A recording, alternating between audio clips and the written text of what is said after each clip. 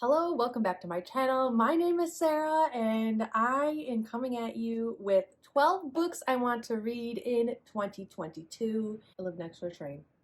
Okay. And you might be asking, wow, Sarah, everyone on BookTube is doing the 22 books I want to read in 2022. I am not that ambitious, and that would be setting myself up for failure. So we're going with 12. That's one a month. I should be able to do it, even though January is over now. We'll get there. This is a goal, but I'm going to make it a realistic goal. So let's get to it.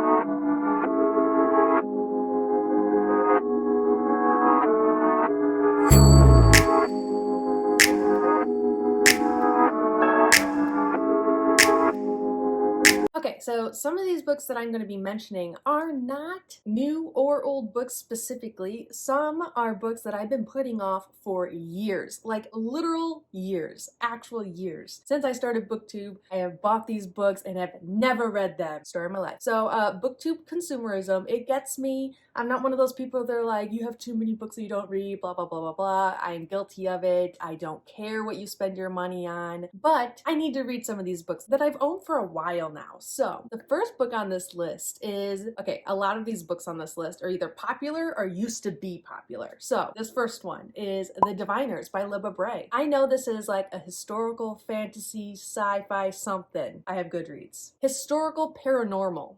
That is right. Historical. Okay. It is about a girl who has been exiled from her city or her town. I don't know where she comes from, but she is going to New York. When she moves to New York, she moves in with her uncle, whose name I think is Will. I have it up in front of me. Yes, his name is Will, and he is obsessed with the occult, and this is like, I think where all the paranormal stuff starts to come into play. And this brings to light the fact that Evie apparently, did I mention that the main character's name is Evie? I don't know. Her name is Evie. She has some sort of paranormal power, and she's afraid that her uncle is going to like figure this out because of his obsession. Some part of the beginning of the book, a young woman or young girl dies, and her uncle is called to the scene because she has like some symbol on her body somewhere, and they're like, oh, we need someone who is knowledgeable about the occult. Uncle Will. Let's call Uncle Will. And Evie then decides, wow, my supernatural power, whatever it is, paranormal power that she has, could help solve this murder. And so I'm assuming that's how the story just like starts to unfold. I hear amazing things about this, and it's the one book on my bookshelf that I've had for a really long time, and I've actually wanted to get to. I'm not usually into paranormal stuff, and I haven't read a lot of good paranormal type fantasies in the past, and so maybe that's why I've been putting it off, but I've heard nothing but great things about The Diviners, and I really just want to get to it, so here we are. Book number 2 is Legendborn by Tracy Deonn. This is a popular book. This is another popular book. It's a newer popular book, and it follows a young woman whose mother dies in some sort of accident, and she is then going off to university where she finds this like underground secret society. After she witnesses some like supernatural something or another happen on campus, this is how she like comes into being a part of the society. I'm assuming. I have not read the book. I've stayed away from spoilers. I've done very well for myself, but yes, things are just coming out. And then if I'm not mistaken, she then assumes that her mother's death maybe wasn't an accident and could have been something supernatural or so on and so forth. What are these little hairs doing?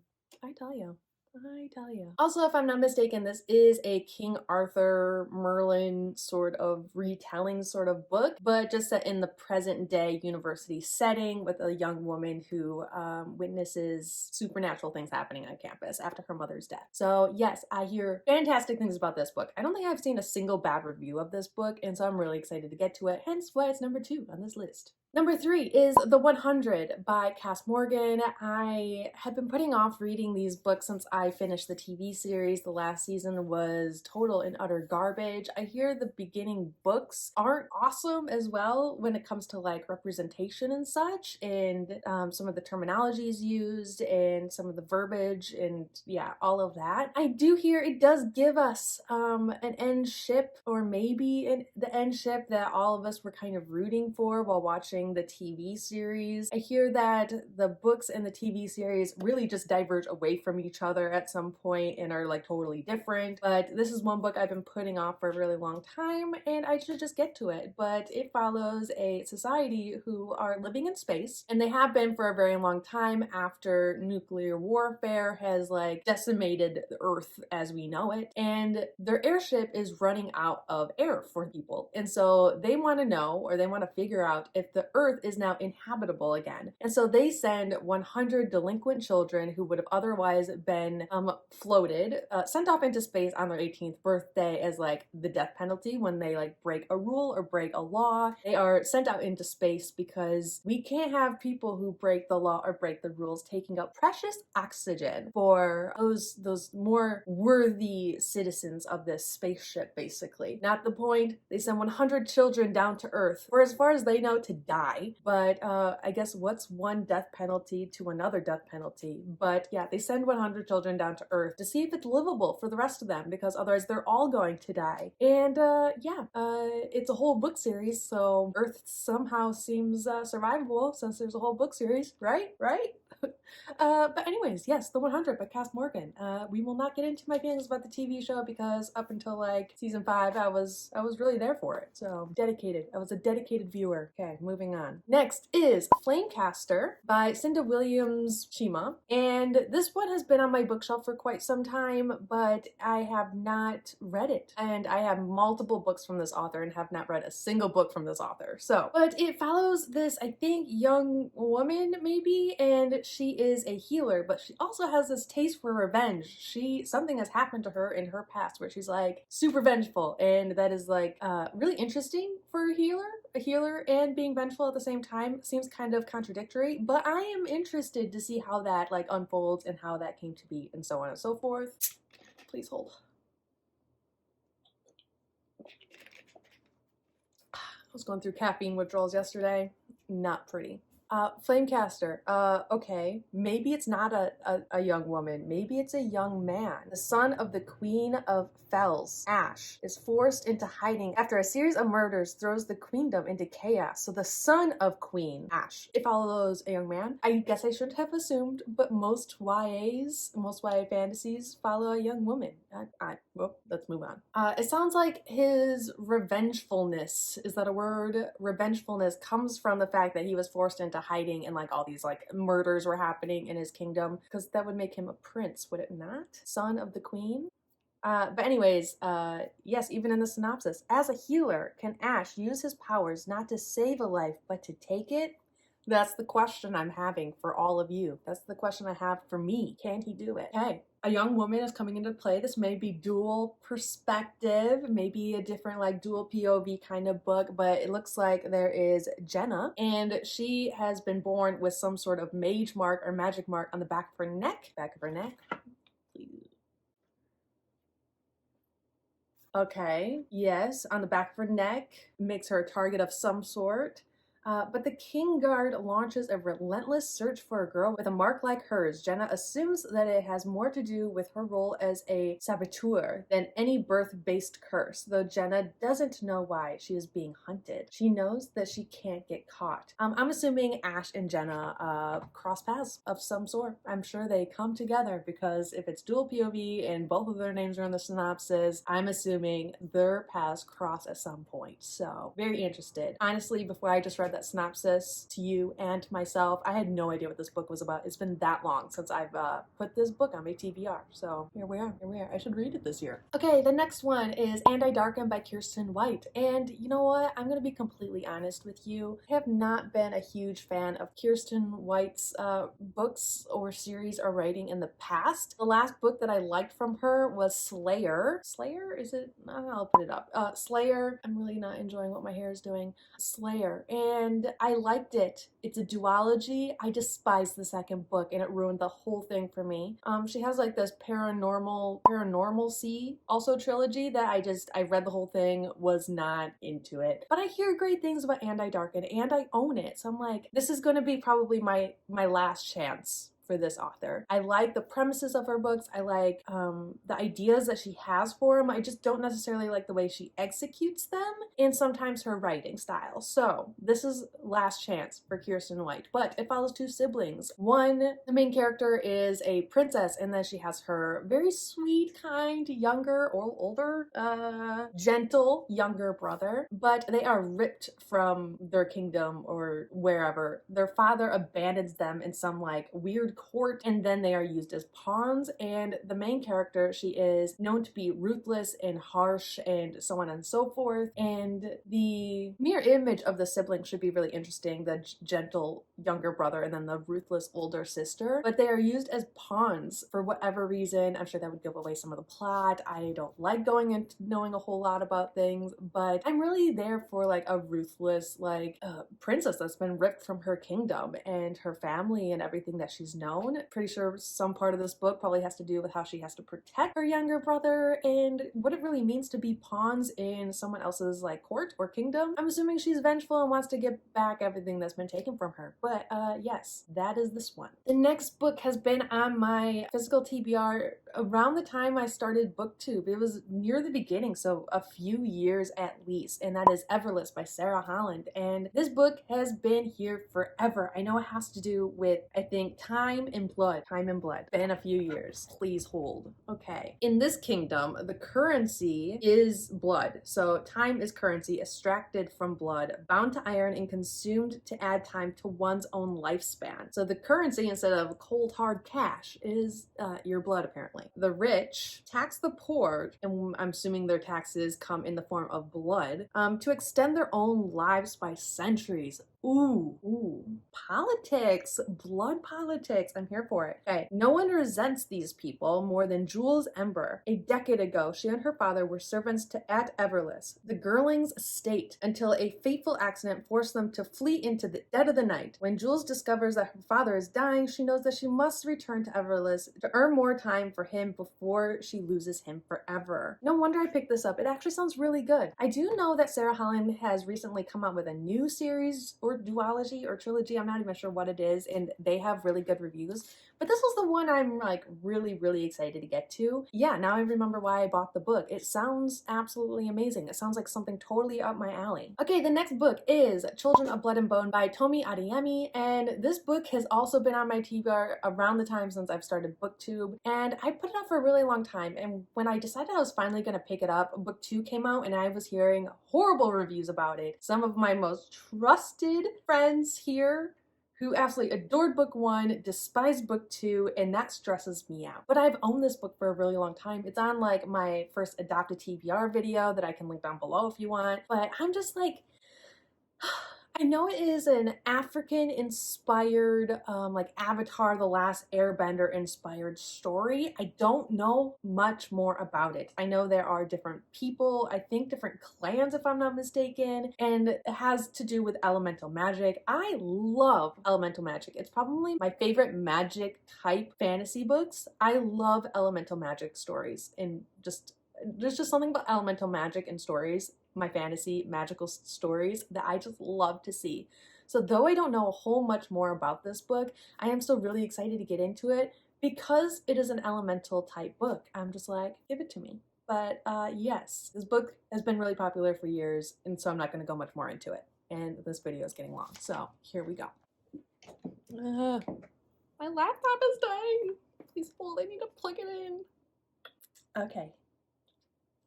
Ash Princess by Laura Sebastian, right? Yes, Laura Sebastian. And okay, I've been really excited about this book for a very long time. Though I just watched Soleil from Little Reader's Corner try a chapter like series or like video that she's been doing those types of videos, and this was on one of them, and she was like, this book's got to go, unhauling. And I was like, oh, jeez. But it's a book I'm really excited about. I'm not usually super picky, though I am slowly inching out of the YA or the lower YA. Like, you know, there's different levels to YA. There's like feels super YA for like super young, like 13, 14, 15, and then there's like the higher end of YA that is like 17, 18 kind of. And I'm moving up.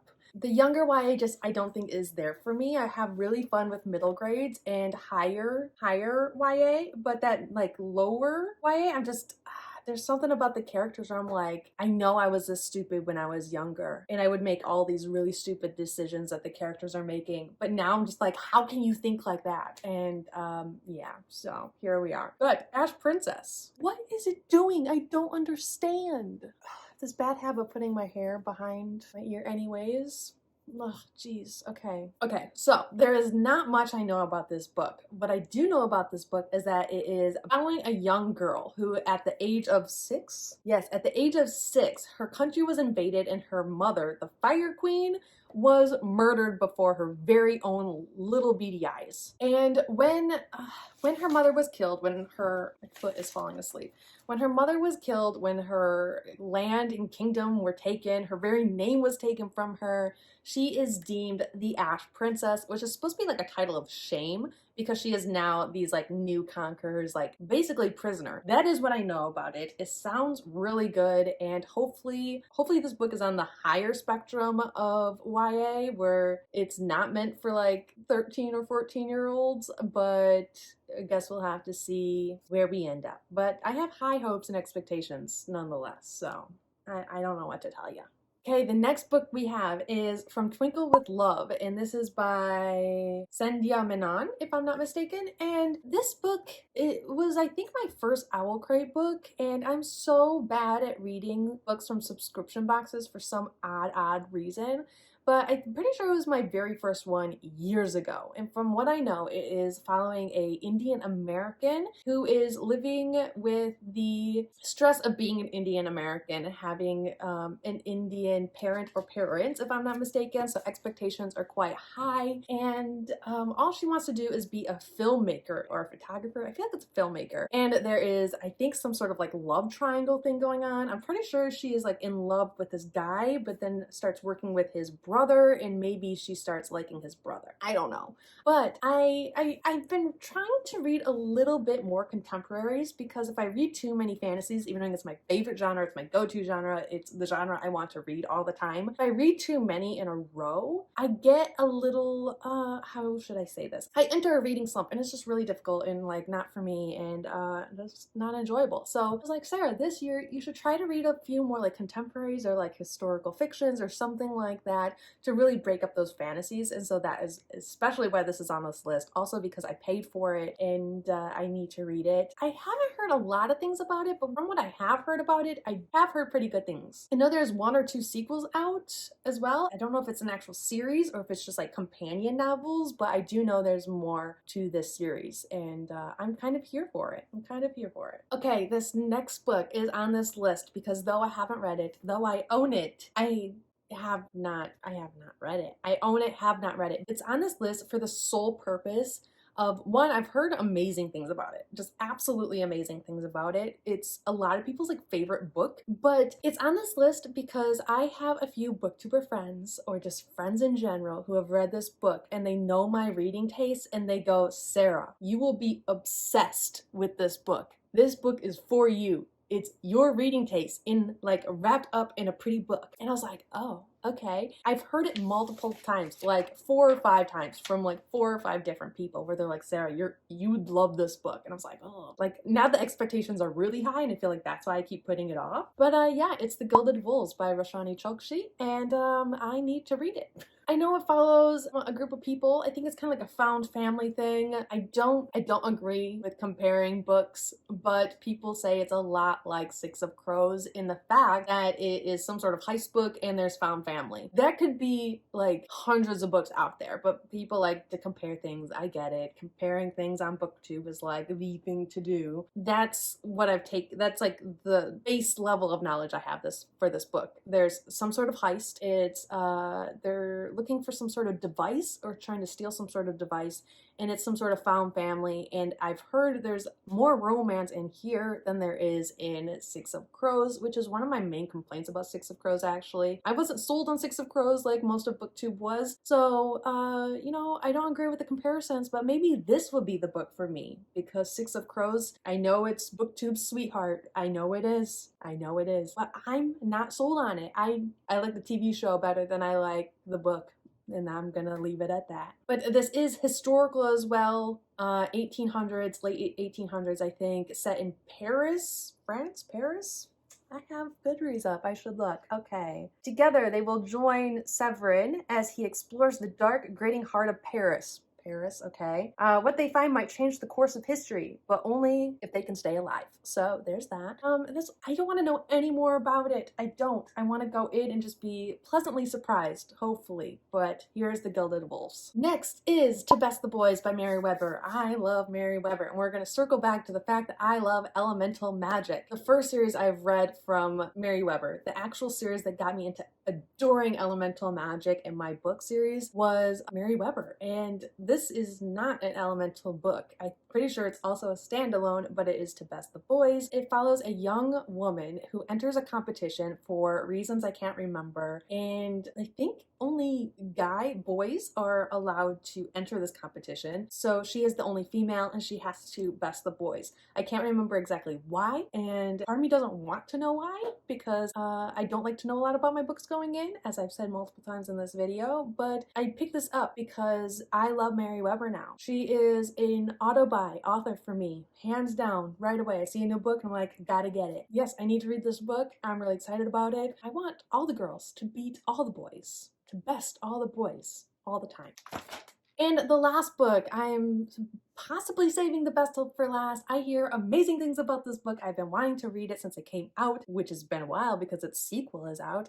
And I don't know why. This is also another book box book that I originally got. And I don't know why I haven't read it because I was like, I have seen the preface many times. I've seen many booktubers talk about it. I've stayed away from all spoilers to this book somehow, even knowing it's been extremely popular within booktube and within like my friend group on booktube, I guess you could also say. Somehow I haven't been spoiled for it. I'm doing good. But that is We Hunt the Flame by Hasfa Faisal. I want to read this book. I know it is about a land that has been stripped of their magic of some sort, and there is a girl who goes out and she's like, I'm going to fix or bring back magic, whatever that entails, I don't know. And there is also a young guy who is sent to capture or kill her. And I know it's like maybe a hate to love. I mean, one is trying to like bring back magic. I'm pretty sure she is some sort of like lowly commoner and she's just trying to better the life of her and her family and those around her. And then there is some guy who wants to kill her so it doesn't happen,